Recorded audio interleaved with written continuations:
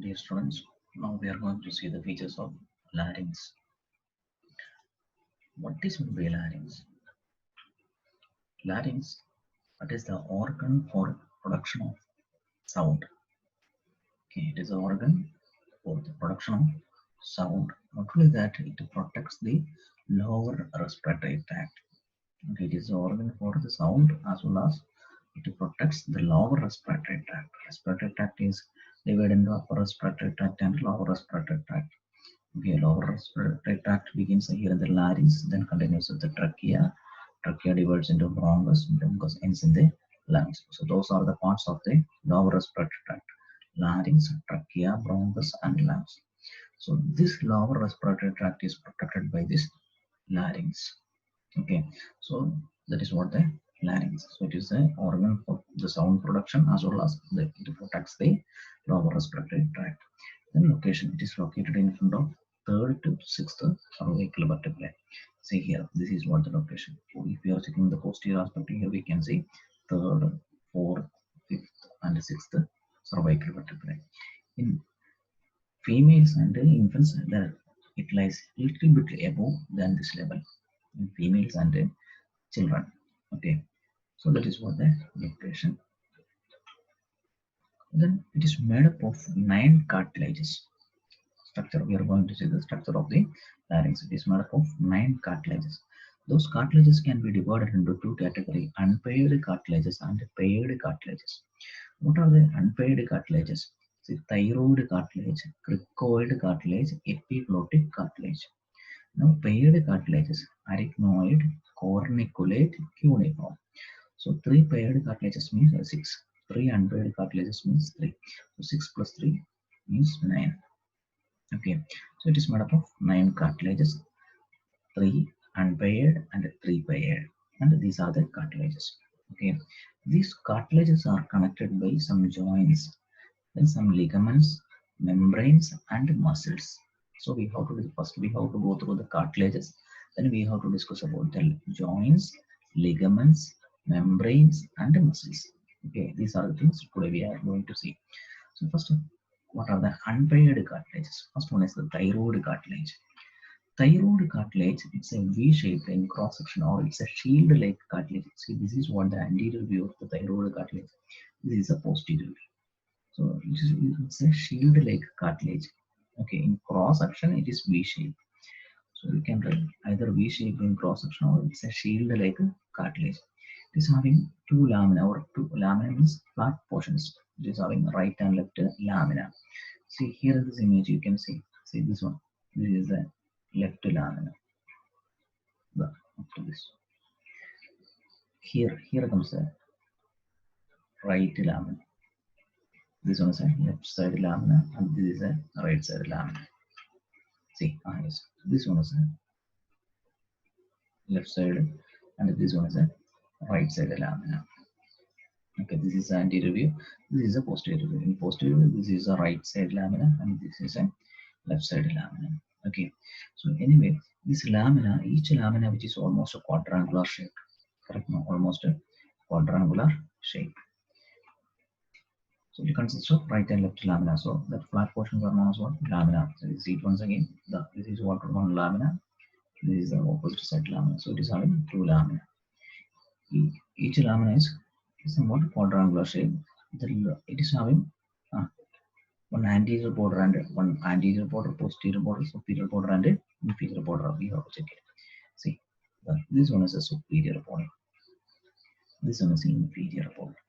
See, superior border of, actually the superior border starts from here. The superior border, inferior border, and anterior border. Then here comes the posterior border. So 4 borders and 2 surfaces. See, superior, inferior, posterior, anterior. Now we see the features of this borders and the surfaces. Only lower part of the anterior border, only the lower part of anterior borders joins together to form the laryngeal prominence. See, the anterior border of left side lamina starts from here and up to this. This is what the anterior border of left side. Anterior border of right side means starting from here up to this. Okay, see, in the lower part, these two borders joins together to form a projection. This bulging, it is known as the laryngeal prominence. But upper part of two anterior borders are separated. Parts are separated by a depression. See this depression, this notch, which is known as thyroid notch. So here we are having laryngeal prominence or the Adam's apple. This bulging which produces the Adam's apple. So anterior borders of two lamina joins together to form the laryngeal prominence of the Adam's apple. At the same time, these upper parts are separated by a notch known as the thyroid notch. So laryngeal prominence, it is clear, and the thyroid notch is also clear.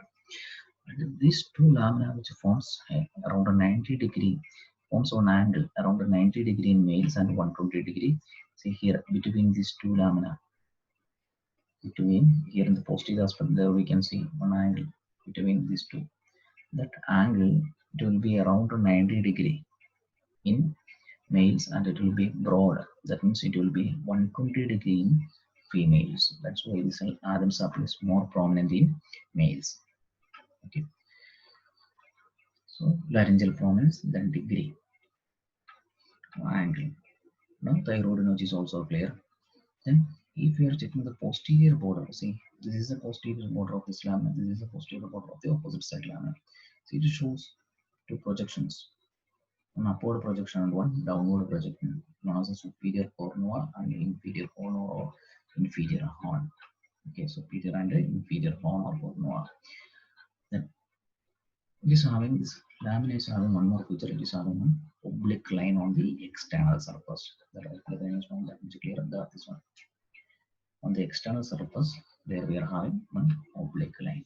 So these are the some of the important features of this thyroid cartilage. What are they? It's a shield-like cartilage with two broad portions are known as lamina. Each lamina is having four borders: superior, inferior, anterior, and posterior. Then two surfaces: outer surface and inner surface. This is outer surface and this is inner surface. Okay. Then features of these borders and surfaces. Anterior border fused together to form the laryngeal prominence. At the same time, upper parts are separated by thyroid notch. Posterior border is having an upward projection known as superior horn and a downward projection known as the inferior horn.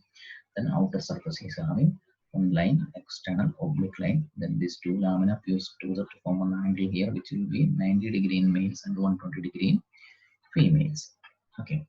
Now, cricoid cartilage. Cricoid cartilage, you see, this is what the shape of the cricoid cartilage. It's almost a ring-shaped cartilage. So this is an anterior view, this is a side view, and this one's a posterior view. Okay. See, it is having one arch here, and posteriorly a broad portion. See, this is the arch. And this area, this is what the broad lamina.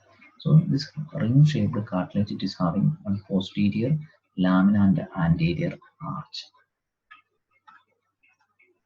So first point, it's a ring-shaped cartilage, correct? No, this is a arch and the total, it looks like a ring.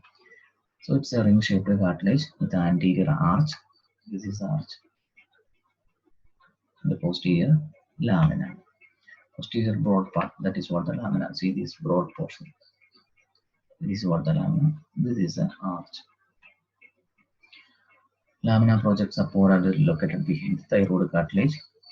And here, above the lamina, here we can see the arytenoid cartilage. So there we are having a facet for arytenoid cartilage.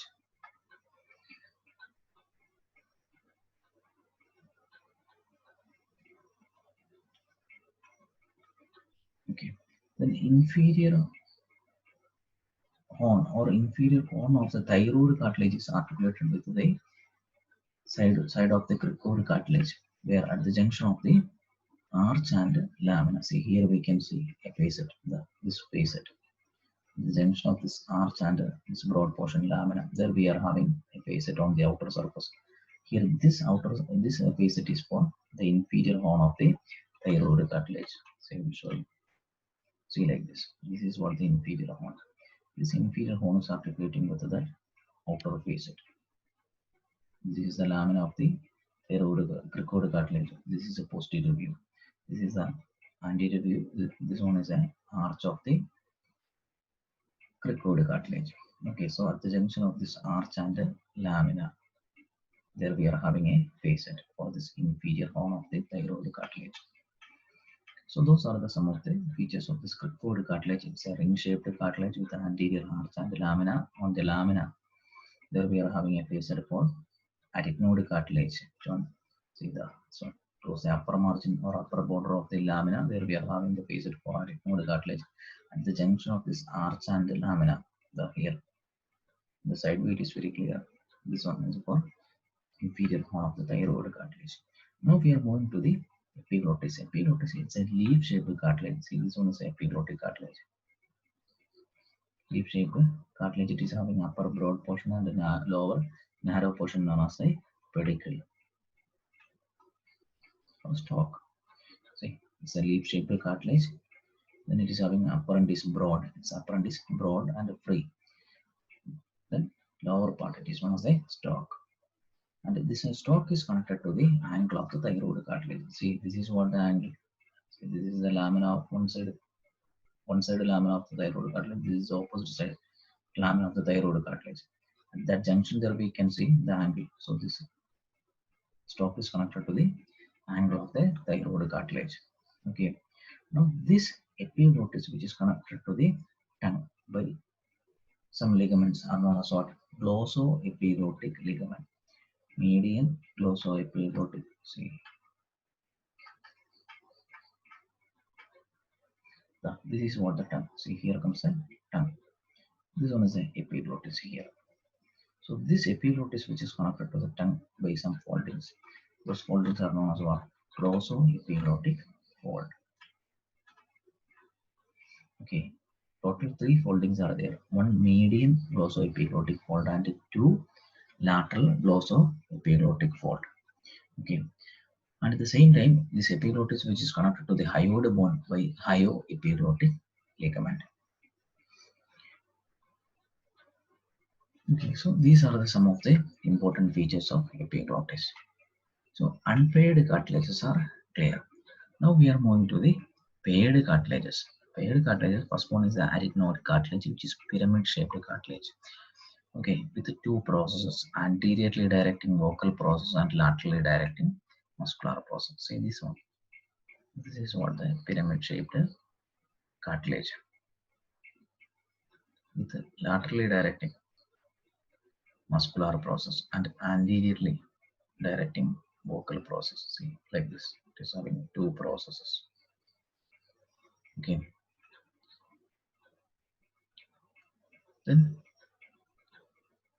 it is having 3 surfaces: anterolateral surface, medial surface, and the posterior surface. See, this one is anterolateral surface. Here in this image, we can see the anterolateral surface. These 2 are the 2 posterior surfaces. Then one lateral surface. Oh, sorry, one medial surface. Okay. So these are some of the features of this arytenoid cartilage. Now corniculate cartilage, which is conical shaped cartilage, then cuneiform rod shaped cartilage. So those 2 points. So these are the features of cartilages. So cartilages may be a 5-mark question. Cartilages of larynx may be a 5-mark question. Okay. Now I told you these cartilages are connected by some joints, then some ligaments, membranes, and the muscles. We are going to see the features of those. So first, what are the joints? I already told you between the cricoid cartilage and the thyroid cartilage, there we can see a joint. That joint is known as cricothyroid joint. It's a synovial joint. Then like that, between the cricoid cartilage and the arytenoid cartilage, cricoarytenoid joint. See, this is what the cricoid cartilage, and these 2 are the 2 arytenoid cartilages seen above that. So this joint, cricoarytenoid joint. Then here, between the cricoid cartilage and the thyroid cartilage, this joint, cricothyroid joint. Both are synovial joints. So that's all about the joints. Now ligaments and membranes. Ligaments and membranes. We are discussing those 2 points together because these ligaments are parts of these membranes, or membranes they can to form ligaments. So we are discussing these 2 points together. So basically, these membranes and ligaments, 2 types are there: extrinsic and intrinsic. Okay, extrinsic and intrinsic. So first, what are the extrinsic membranes and ligaments? This thyroid cartilage, which is connected to a bowline hyoid bone by a ligament, by a membrane. That membrane is known as thyrohyoid membrane. Okay, if some parts are thickened to form thyrohyoid ligament. See, this membrane, it is known as thyrohyoid membrane. See, this part of the thyrohyoid membrane thickened to form a ligament. Okay, that ligament, it is known as lateral thyrohyoid ligament. Like that, here also we can see another band, another thickening. See, this is a median thyrohyoid ligament. So, thyrohyoid ligament means, or thyrohyoid ligaments are part of thyrohyoid membrane. These thyrohyoid ligaments are modified or modified part of or thickened bands of this thyrohyoid membrane. Okay, that's all. So thyrohyoid membrane and thyrohyoid ligaments are clear. Now hyoepiglottic ligament, this hyoid bone, which is connected to the epiglottis. See, this is what the hyoid bone here. This time, see, it is clear. See, this one is a section of the hyoid bone. This hyoid bone is connected to the epiglottis by hyoepiglottic ligament. Okay. Now, cricotracheal ligament. See, the lower end of the larynx comes here at the level of the cricoid cartilage. Below the larynx, there we are having the trachea. See, these are the tracheal rings. First tracheal ring, second tracheal ring, third tracheal ring means this is what the trachea. Now, this larynx or this cricoid cartilage is connected to the trachea by cricotracheal ligament or membrane. So these are the extrinsic membranes and ligaments. First one, thyrohyoid membrane and its thickened parts are known as thyrohyoid ligaments. Then hyoepiglottic ligaments, then cricotracheal ligament. Now intrinsic. Intrinsic ligaments are a part of fibroelastic membrane. See this image. This is what the longitudinal or sagittal section of the larynx. Okay, this is what one half. Imagine this is the right half of the larynx. Now you can see the interior of the larynx. This interior is lined with a single sheet. That single sheet is known as fibroelastic sheet. That single sheet is interrupted by a sinus. See here in the middle there we can see a depression or a outward pouch. It is known as a sinus. Okay, so it was a single sheet like this. Okay, fibers. That's what is known as fibroelastic membrane. That in the middle of that fibroelastic sheet, there we are having the sinus. Okay, I'll show you one more image. This one is a coronal section. So this is the anterior part, the posterior part is not there. So anyway, see, sinus means the this outward pouch. Okay, okay, this is what the opening of that outward pouch. Okay, anyway, so this interior is lined with that fibroelastic sheet. Imagine this colored area is the fibroelastic sheet, and in the middle there we are having the sinus. Now that sinus divides the fibroelastic sheet into two parts. This upper part, which is a quadrate membrane, and the lower part it is known as cricovocal membrane. See this part, this lower part is known as the cricovocal membrane. Means this fibroelastic sheet, this complete fibroelastic sheet is divided into two: upper quadrate membrane and lower cricovocal membrane. In between, we are having the sinus. Now we'll say the quadrate membrane. This lower part of the quadrate membrane or lower border of the quadrate membrane, which is free, it is known as vestibular fold. See, this is what the quadrate membrane. Okay, its lower part means this border. It is known as the vestibular fold. Okay, so our sinus, this dark colored area, which is seen below the vestibular fold. And if that fold is covered with the mucosa, then it is known as vestibular ligament. At the same time, upper border of the quadrate membrane. This is the upper border of the quadrate membrane. Okay, it is known as aryepiglottic fold. See, it extends from this arytenoid cartilage to the epiglottis. This one is epiglottis. Posteriorly here it is a arytenoid cartilage. So arytenoid cartilage to the epiglottic cartilage. That's why this upper border is known as epiglottic fold. So upper quadrate membrane. Its lower end it is known as the vestibular fold. Upper end it is known as the epiglottic fold. Like that, the cricovocal membrane.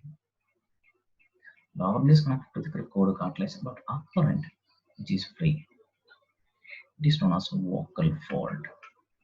So cricovocal membrane, it is the lower portion of that fibroelastic membrane.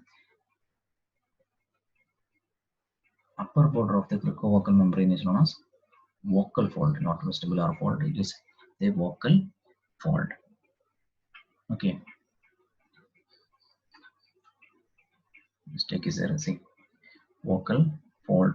And if that vocal fold is covered, say here in this image, there is one. This is a cricovocal membrane. This is a local area. This is what the cricovocal membrane. Its upper end shows a thickening, or it is free. That is known as what? Vocal fold. And if it is covered with the mucous membrane, then it is known as vocal ligament. Okay. So these are the intrinsic membranes and ligaments. So interior is covered with a fibroelastic membrane.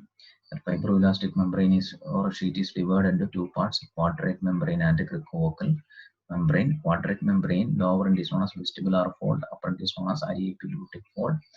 Then cricovocal membrane, its upper end is known as vocal fold. Okay. Now cavity of larynx. The cavity of the larynx, which is divided into three parts: vestibule, then sinus, then infraglottic part. See, this is a now this one is a vestibular fold. This is a vocal fold. Okay, above the vestibular fold, this area of the larynx, it is the vestibule. So vestibule, it's the part above the vestibular fold. This area of the larynx, it's a vestibule. Then we are having right and left sinus. Then below the sinus, this area, it is known as the infraglottic part. So infraglottic part means it is the area below the vocal fold. So this is what the infraglottic part. So interior is also clear. Okay, so joints are clear, membranes and ligaments are also clear. Now we are moving to the muscles of larynx. First one, cricothyroid muscle. Cricothyroid muscle, it arises from lower border and lateral surface of arch of cricoid cartilage. See, this is what the arch of the cricoid cartilage, and here comes the lamina of the cricoid cartilage. Okay, so it arises from the lateral surface of the arch. From there, it runs backward and inserted to lower border and inferior horn of the thyroid cartilage. It arises from the arch of the cricoid cartilage, inserted to lower border and inferior horn of the thyroid cartilage. See, this is what the cricothyroid muscle. Okay. Now, posterior cricoarytenoid muscle. It arises from the posterior surface of the lamina of cricoid cartilage. See, this is what the posterior view of the larynx. So anyway, here comes the lamina of the cricoid cartilage. That muscle is rising from the posterior surface of the lamina. From there, it runs laterally and forward and inserted to the arytenoid cartilage. Muscular process of the arytenoid cartilage. See, above the lamina, here comes a arytenoid cartilage with the laterally directing muscular process. So it is inserted into the muscular process. It is inserted into the muscular process of the arytenoid cartilage. So original insertion of posterior cricoarytenoid. Now lateral cricoarytenoid, it is arising from the arch of the cricoid cartilage inserted to the same muscular process. Now transverse arytenoid. Transverse arytenoid arise from posterior surface of one arytenoid. I told you here comes arytenoid cartilage one side, here opposite side. So it is arising from posterior surface of one arytenoid, runs towards the opposite side and inserted to the posterior surface of opposite side arytenoid. Okay, that's why it's known as transverse arytenoid. So arising from posterior surface of one arytenoid to the insertion to the posterior surface of opposite side arytenoid.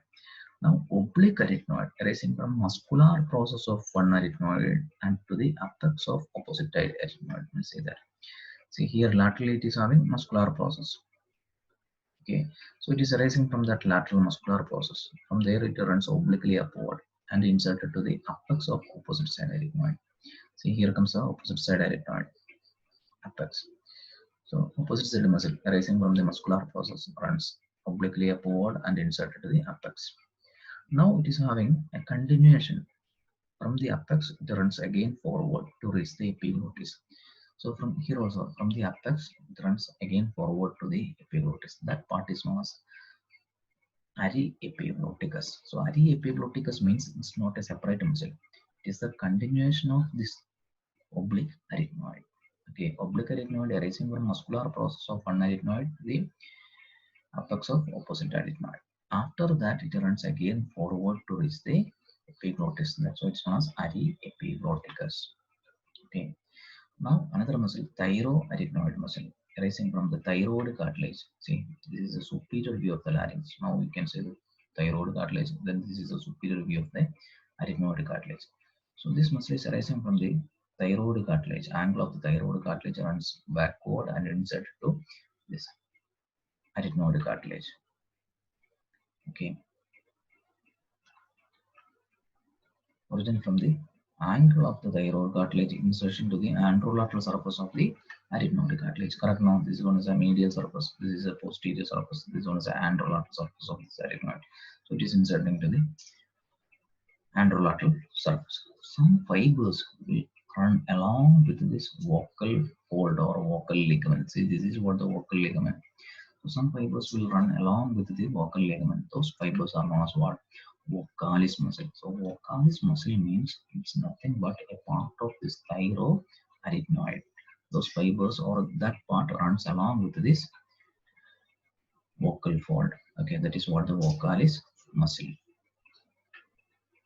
Now thyroepiglotticus. Thyroepiglotticus means the same muscle, thyroarytenoid muscle. Some fibers of this thyroarytenoid will enter into the epiglottis.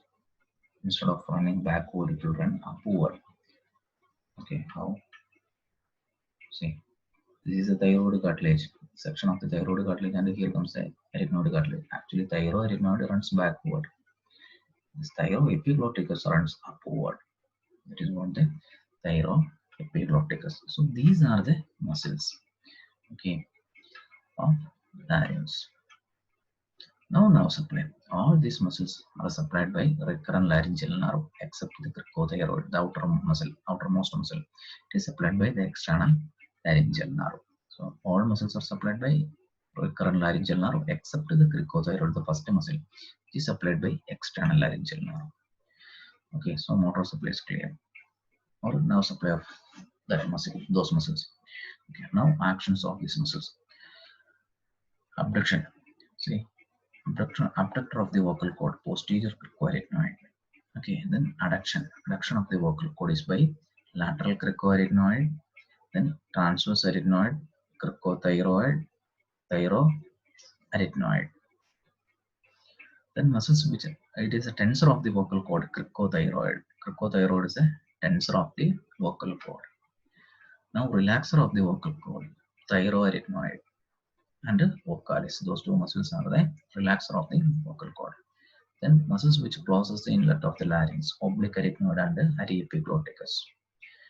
Then muscle which opens the inlet of the larynx, thyroepiglotticus. These points that you have to by heart.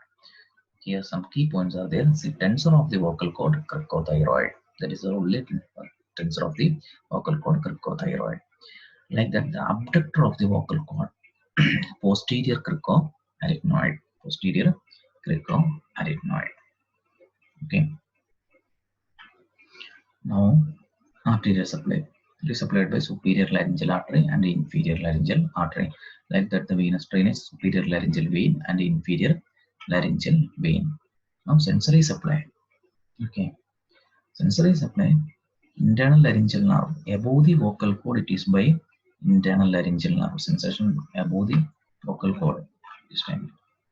See, this is a vocal cord or a vocal ligament. See, above that, this area, internal laryngeal nerve. Below that, recurrent laryngeal nerve. Sensation, touch, pain, temperature from this area is by which nerve? Internal laryngeal nerve. Below that area, is by recurrent laryngeal nerve. Then lymphatic drainage into deep cervical lymph nodes.